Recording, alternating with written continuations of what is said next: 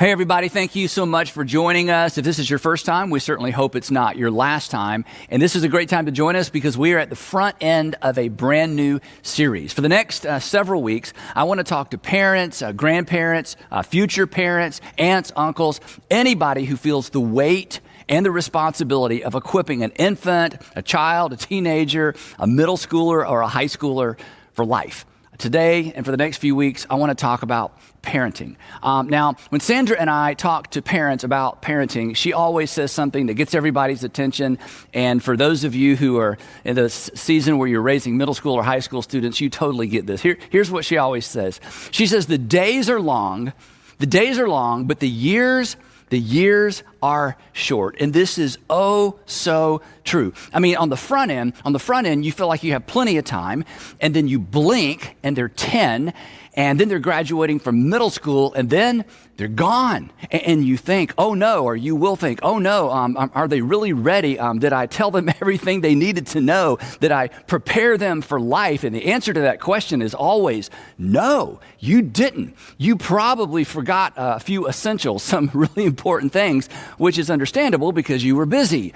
You were busy parenting. Now, like most first-time fathers and mothers, I will never, ever forget the terror, and that's the right word, the terror I felt when the nurse at the hospital, you'll remember this, some of you, closed our car door as she sent Sandra and me home with a baby by ourselves. What were they thinking? I knew what I was thinking. I was thinking, surely one of you is coming home with us. I mean, what if we do this wrong? And I think that's the first time that it dawned on me that just because I have a parent doesn't mean I know anything about being one. And maybe more to the point, just because I was a kid once doesn't mean I know anything about raising one. And so you'll remember this, some of you. So you're sitting in the car, the doors are closed, you don't know what you're doing. It's just terror. I think it's just terror. I mean, there's excitement, but there's terror. And the nurse, she just stood there and she waved goodbye with that knowing look on her face. But we figured it out. But we didn't figure it out on our own. Sandra and I were sponges, like many of you are. We were sponges for good parenting advice, whether it came from books or videos or friends or even experts. And honestly, we had an advantage that most people don't have. At the time, I was serving as the student pastor at our church, which meant I had the opportunity to oversee our middle school and high school students, which meant we had lots of interactions with parents of middle schoolers and high schoolers, that we had interaction with the parents. We saw great examples, and we saw what we considered some really bad examples. But when we saw parents who had a healthy relationship with their teenagers, we were not shy about inviting them to lunch. We wanted to know their game plan.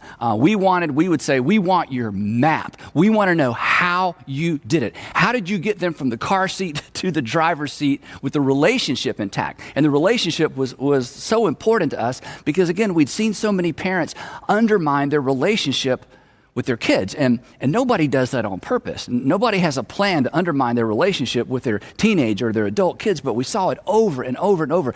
And when we saw parents who got it right or who did it right, we wanted to know how they did it. And every time we would ask these parents for advice, they would just kind of look at each other and shrug, and they would say things like, we don't know, we just loved our kids. But we knew better. They had a map. They had an approach, they had some habits, but it was so intuitive to them, oftentimes they couldn't verbalize it. But Sandra and I were students, and we were serious about figuring this out. And to some extent, we were afraid, right? Because we wanted to get it right. And here's what we noticed. Here are a few things that we noticed up front. The parents who seem to have been able to maintain a strong relationship even through the middle school and high school years, one of the things that was true of almost all of them is that they had fewer rules. They had far fewer rules than the parents whose kids were always in trouble for breaking their rules. One of the things that we noticed when we did middle school and high school ministry together was how many kids were always on restriction. They were always on restriction. They were being restricted from things. They were grounded all the time. And in our experience, these kids never really got any better. They were always the troublemakers and they were always in trouble.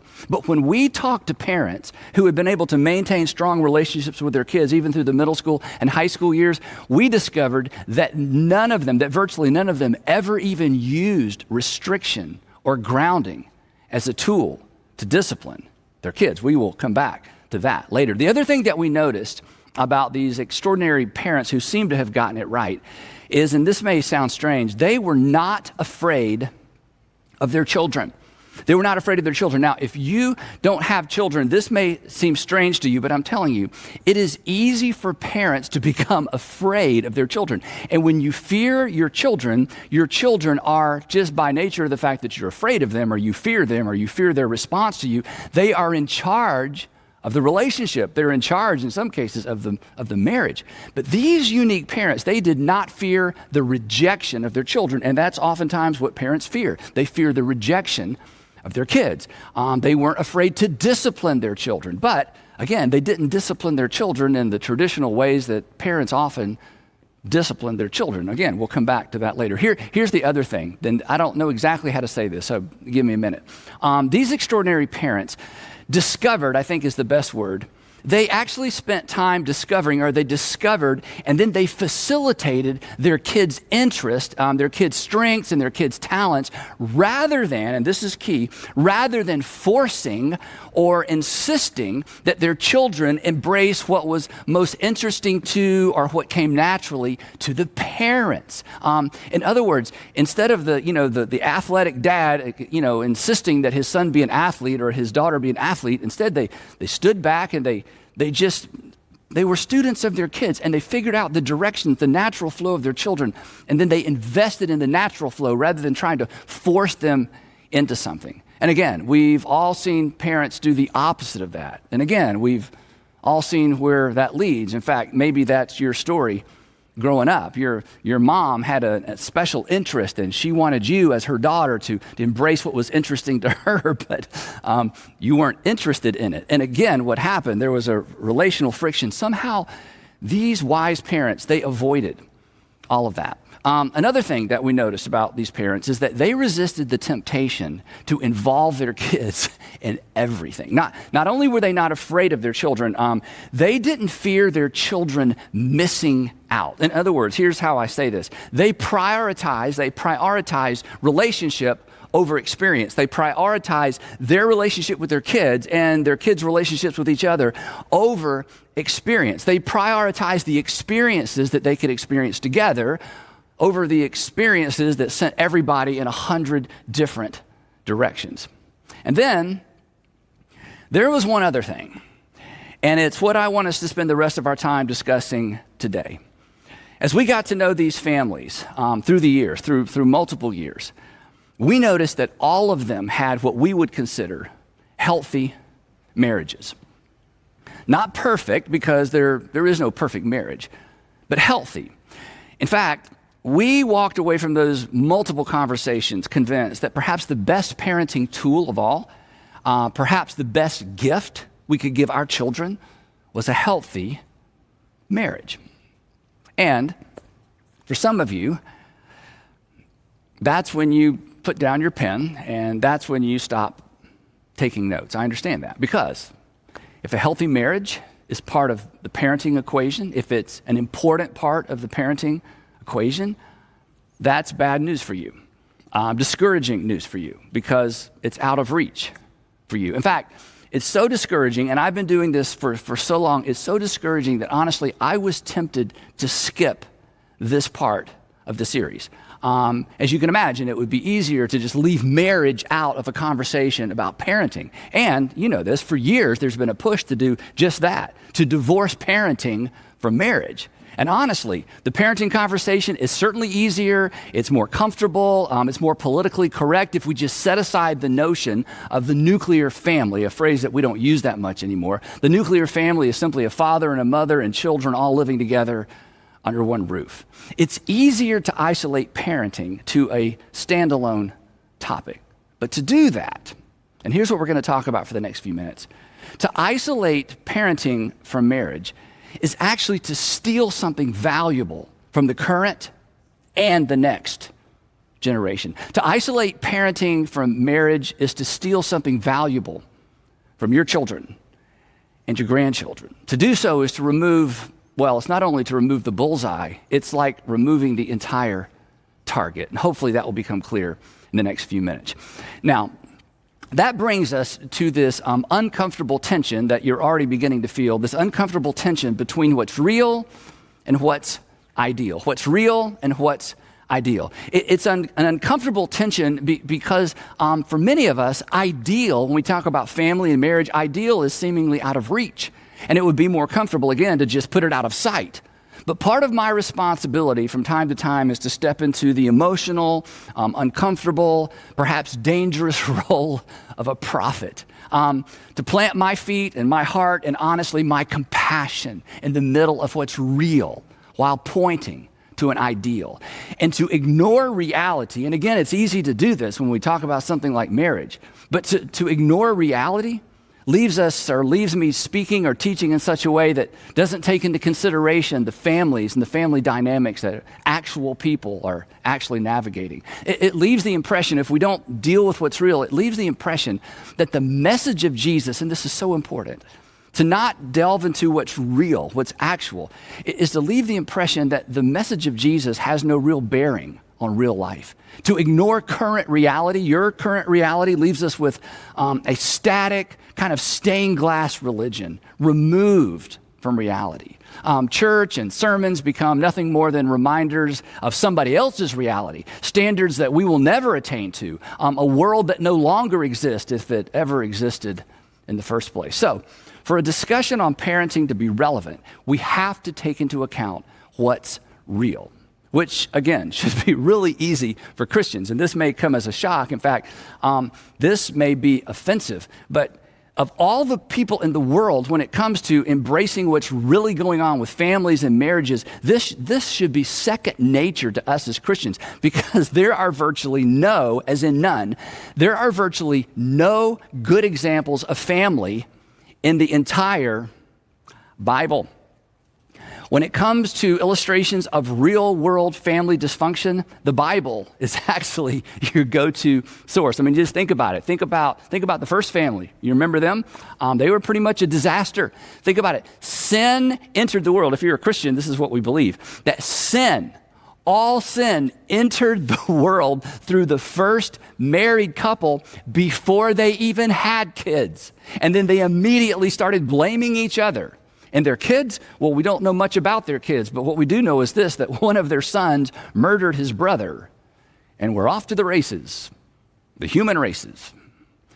Just about every Old Testament story involving family is bad. In fact, just about every Old Testament story that deals with family is horrible by modern standards. So the point being this, the church, we should be really good at taking into account the realities of family life, taking into consideration what's actually going on, taking into consideration what's actually going on in any conversation about parenting, because our book, our text, the Bible, is full of bad examples.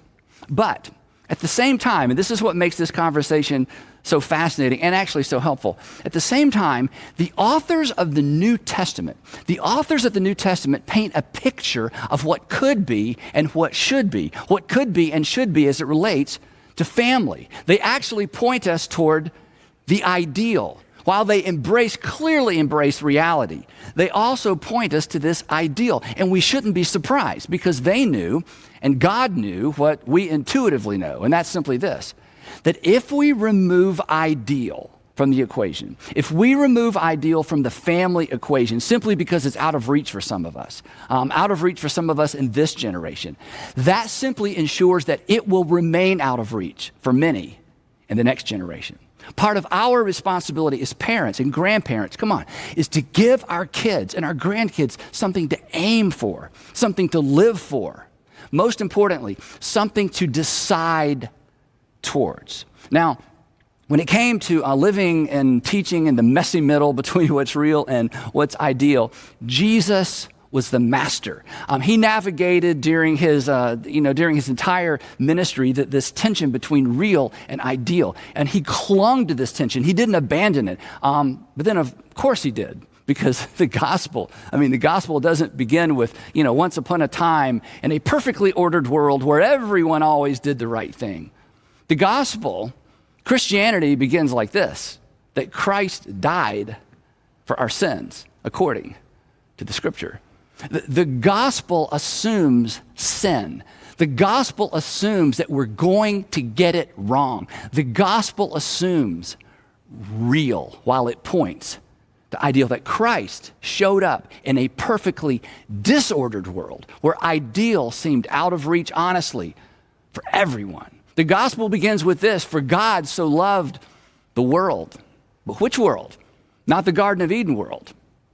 Our world, your world, my world, our broken, imperfect, less than ideal world. The tension between real and ideal was embedded within just about every single one of Jesus' parables. He would say things like this. He would say, the kingdom of God is like, and his disciples would say, yeah, but this isn't the kingdom of God. To which he would then smile and say, come to me, all who are weary and heavy laden, and I will give you rest. You will find rest for your souls. And then he would pivot, and once again, he would point to the ideal. He would say things like this: you have heard it said that you shall not commit adultery, to which his audience would always say, yes, we have heard that said. And Jesus would say, but I tell you, anyone who even looks at a woman lustfully has already committed adultery with her in his heart, to which they would say, we had not heard that part. And Jesus, honestly, that makes us feel bad about ourselves. So don't say things like that anymore. It's unrealistic. But he kept saying things like that. He consistently pointed beyond the lowest common denominator to the ideal. He gave people in his audience, he gives us something to aspire to. And then when he would bump into people who fell short, unlike the religious leaders of his day, he did not condemn them. In fact, Jesus condemned the condemners. And then he would die for the condemned. Instead of lowering the standard, he turned up the grace. He redefined adultery and made every man an adulterer, and then he paid for their adultery. When religious leaders attempted to trap him with his own words during a discussion regarding divorce, Jesus, this is amazing, Jesus raised the marriage standard so high that he slammed the door on a man's opportunity or freedom to wiggle out of his responsibility to his family. In fact, Jesus raised the bar so high, he pointed so intuitively and so pointedly to the ideal that when he finished talking about marriage and divorce, when he finished the discussion and they walked away, his apostles, the 12 that followed him everywhere, they looked at each other, and here's how they responded. They said, wow, if this is the situation between a husband and a wife, it's just better not to marry. In other words, Jesus, you made it sound so permanent, but Jesus, that's so unrealistic. I mean, things happen, people change. To which Jesus would have said, I know. It's why I'm here. So, Jesus, let me get this straight. So you're against divorce? Of course I'm against divorce. Divorce hurts people. Divorce breaks people. Divorce leaves broken lives. Divorce leaves wounds. Of course I'm against divorce. Well then, Jesus, what are you going to do about divorced people? I'm going to give my life for them. And this is the tension. This is the beauty of the gospel. This is why, if you've walked away from faith, perhaps you should reconsider. Jesus never dumbed down the truth, but he never turned down the grace. And here's the fascinating thing. John, Matthew, Mark, Luke, John, who knew Jesus well, who spent 3.5 years with Jesus, heard everything he taught, saw all the miracles. John said, it was so remarkable. It was so remarkable. And then John writes one of my favorite things that anyone said about Jesus. He said, looking back over my time with Jesus, having watched him deal with real people who were dealing with real life situations, situations for which there were no easy answers, no quick fixes, John said it was remarkable. Day in and day out, Jesus would point these people who were living with real difficulties to the ideal. He consistently pointed them to the ideal while helping them navigate what they were facing, living through, living with. Again, as an old man looking back on his time with Jesus, he summarizes his time with Jesus with these familiar and powerful words. Here's what he writes. He said, the Word, speaking of God, he said, God came to live with us. The Word became flesh, and he camped out with us. He dwelt among us. He didn't send us more rules and regulations from afar. He became one of us. He navigated our reality with us. He showed up in human form. He moved in with us. And he says, and we have seen his glory, to which the Old Testament scholars and the first century Jewish scholars would say, no, you haven't seen the glory. No one can see God's glory and live. And John's like, look, I'm just a normal guy, and I'm just telling you what we saw. We saw the glory of the one and only Son who came from the Father. And then this next phrase that I think summarizes in so many ways what kind of Christian, what kind of person I want to be. In fact, if you lost your faith, perhaps it's because nobody ever explained this part about Jesus. He said, the glory of the one and only Son who came from the Father, full of grace and truth. Jesus was not the balance of grace and truth. He was a full dose of grace. He was a full dose of truth. Jesus was all grace and he was all truth all the time. Again, he didn't dumb down the truth to make us feel better about ourselves, but he never turned down the grace. And again, that's the kind of Christian. That's the kind of Christian.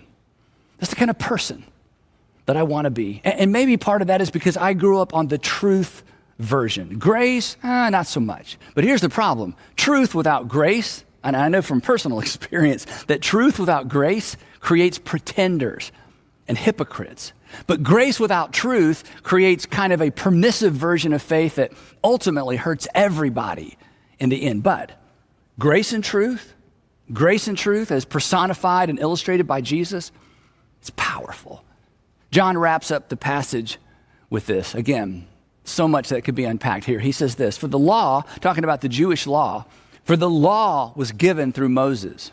Grace and truth came through Jesus Christ. This is so powerful.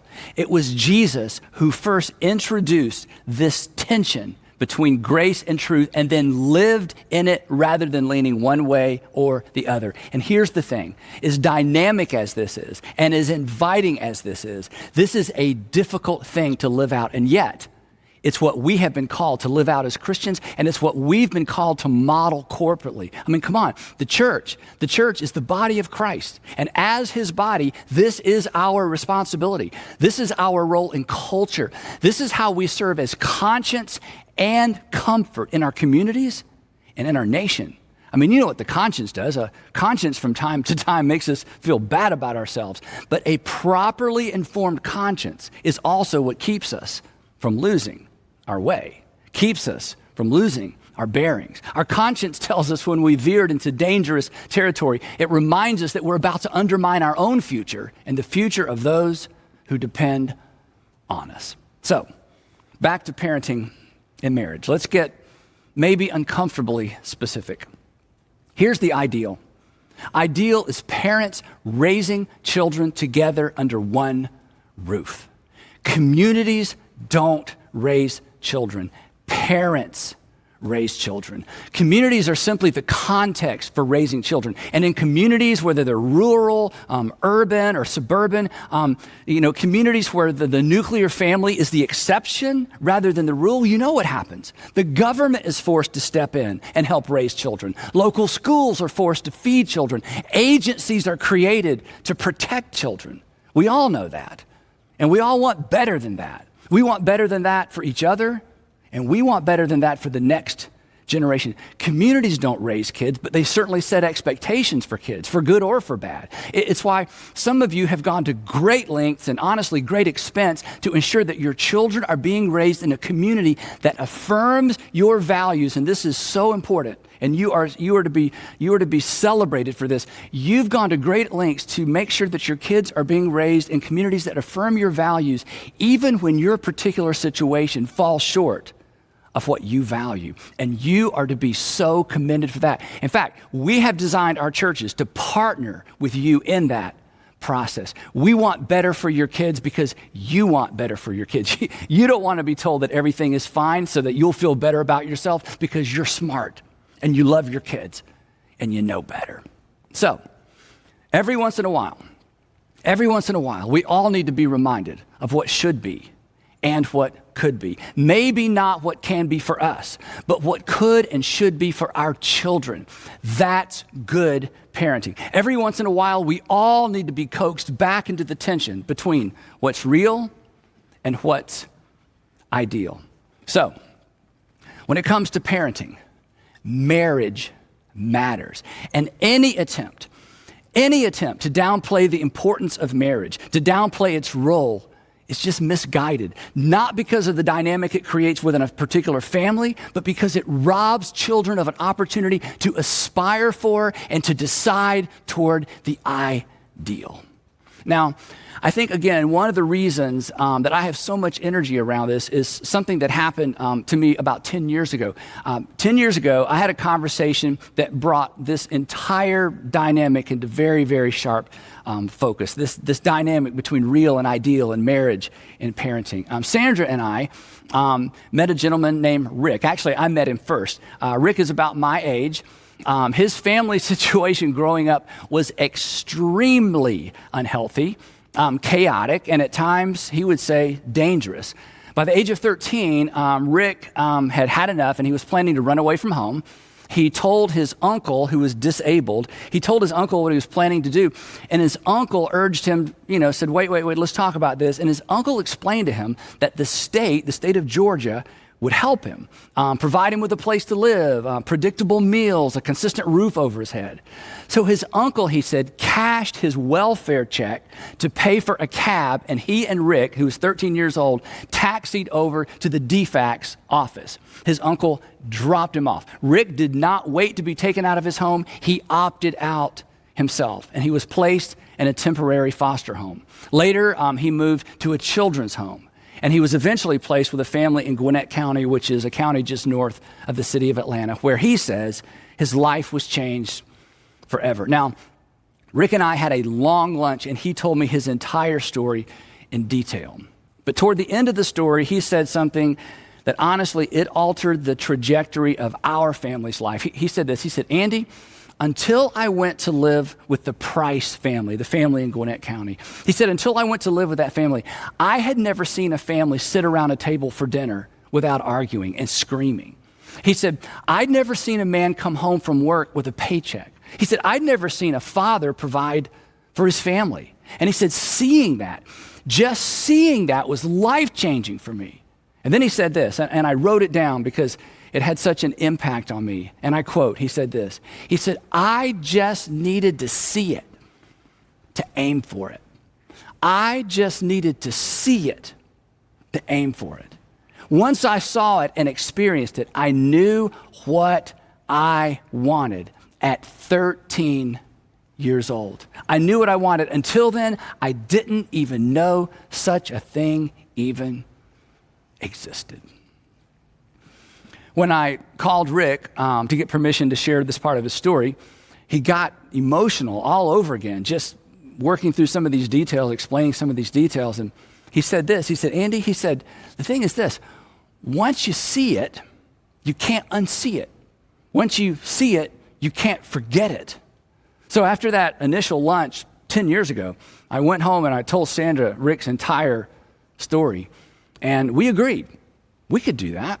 We could give some kids a different picture of family, not a perfect family, not a perfect picture, but a picture that they may otherwise never see, never experience. In a few weeks or a few months with us in our household, perhaps we could provide a child with a picture, a potential that they didn't even know existed. And if we can do for even one child what the Price family did for Rick, wow. Now, as you know, from time to time, I encourage you to ask and answer this terrifying question, what breaks your heart? And as it turns out, kids growing up without a picture of what could and should be as it relates to marriage and family, well, that broke our hearts. So we became foster parents. As you know, there are tens of thousands of children who will not aim for ideal because they don't even know it exists. They've never seen it. They've never experienced it. They don't even know it's out there. So, and here's really the point of this opening session of this series. To do or to support anything, that removes ideal from the equation, the conversation, the culture, to downplay the importance of parents raising kids together simply because it seems too ideal, too American, too Western, too traditional, to remove that from the equation because it's too ideal, is stealing. It's stealing the future of our future generation. It's a mistake that we will pay for generations. And make no mistake, women and children will pay the highest price. They always do. So yeah, it was tempting. It was tempting to just jump right into some parenting tips. That would have been easier, safer, certainly less potential to be misunderstood. But that would have been irresponsible because parenting is first and foremost about preparing our children for their future, which requires us to cast a compelling vision for their future, what could and should be for them, regardless of where our lives have taken us. A vision for them academically, financially, spiritually, but maybe most importantly, relationally. Our shortcomings as parents, and we all have them, right?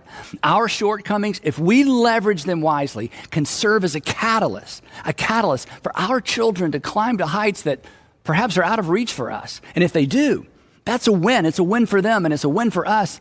It's a win for our community.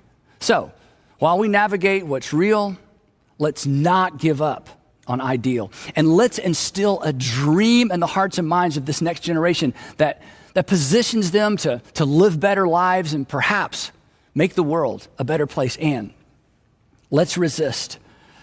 Let's resist the voices in culture that have the potential to steal the dream of family from our kids. There will always be a tension between what's real and what's ideal, and we dare not resolve it. To resolve it is to lose something. So when it comes to family, let's resolve not to resolve that tension. Let's live in it. Let's parent in it. Let's follow Jesus through it. After all, he came and he made his dwelling among us, and he was full of grace and truth. Think about it, talk about it, argue about it, and we will pick up the discussion right there next time in part 2 of Parenting in the 21st Century.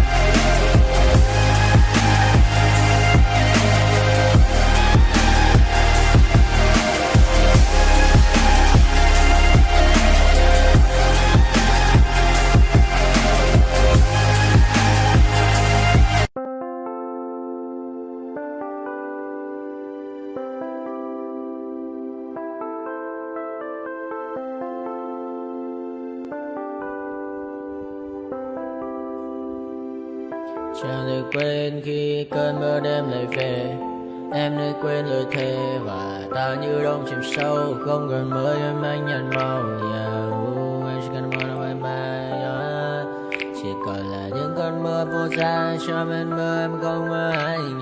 Anh một đêm mơ chỉ cần bên em không được cần nhớ. Và chỉ có em không muốn nhớ. Và người ta bên nhau như ngã tơ. Muốn nhớ về say em chỉ có mây.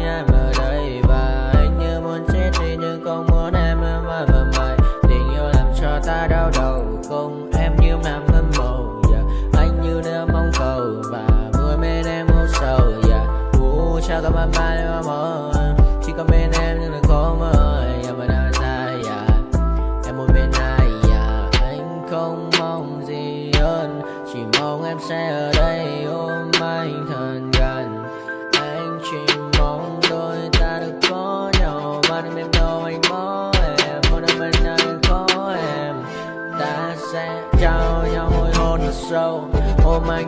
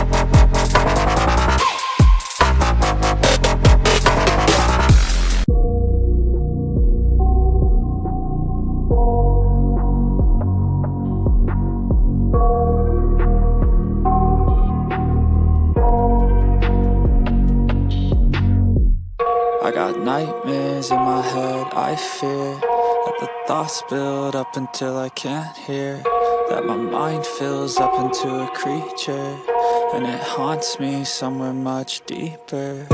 Anxiety, filling up every space, no privacy. And silently, it could build and build until you finally see, whoa, it's taking over, damn, no closure, moving closer. No exposure, I just wanna be a loner. Some can't stay sober, looking over all their shoulders, like moving boulders just to get out of the home. It sucks, I've had enough, I don't wanna feel the stuck under the rug, all my problems that I shove. I got nightmares in my head, I fear that the thoughts build up until I can't hear, that my mind fills up into a creature, and it haunts me somewhere much deeper. I got nightmares in my head, I fear that the thoughts build up until I can't hear, that my mind fills up into a creature, and it haunts me somewhere much deeper.